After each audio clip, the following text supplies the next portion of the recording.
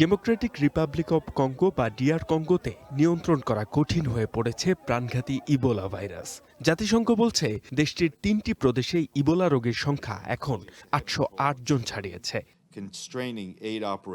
জাতিসংঘের মুখপাত্র Stephen Dujarric জানান, গত ১৪ জুন পর্যন্ত শুধু ইতিউরি, উত্তর কিভু এবং দক্ষিণ কিভু প্রদেশেই নতুন করে ২১ জন ইবোলা রোগী শনাক্ত হয়েছে।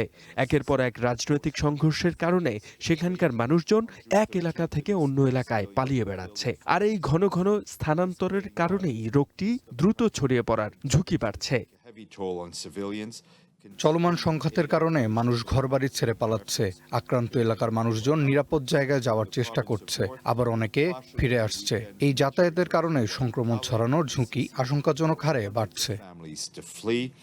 জাতিসংঘ জানায়, গত সপ্তাহের শেষে উত্তর কিভুর ওয়ালিকালে এবং মাসিসি এলাকায় তুমুল সংঘর্ষের কারণে শত শত পরিবার ঘরবাড়ি ছেড়ে পালিয়ে গেছে। ফলে ব্যাহত হচ্ছে জরুরি ত্রাণ ও চিকিৎসা সেবা। চিকিৎসা না পেয়ে এবং চরম নিরাপত্তাহীনতায় দিন কাটছে লাখো মানুষ। নির্মাণে নাম্বার 1 শাহ সিমেন্ট। এদিকে আফ্রিকা সিডিসি বলছে, কঙ্গোতে চলমান এই প্রাদুর্ভাব আগের সব রেকর্ড ছাড়িয়ে যাওয়ার আশঙ্কা করা হচ্ছে। আর এর পেছনে মূল কারণ হিসেবে দেখা দিয়েছে আক্রান্তদের খুঁজে বের করার ক্ষেত্রে বড় ধরনের ঘাটতি। আমরা যদি খুব দ্রুত এই প্রাদুর্ভাব রুখতে না পারি, তবে এটি ভয়াবহ আকার ধারণ করবে। যেখানে প্রায় ৩৩,০০০ মানুষের আক্রান্ত হওয়ার সংখ্যা রয়েছে, সেখানে আমরা মাত্র ১২% মানুষের খোঁজ রাখতে পারছি।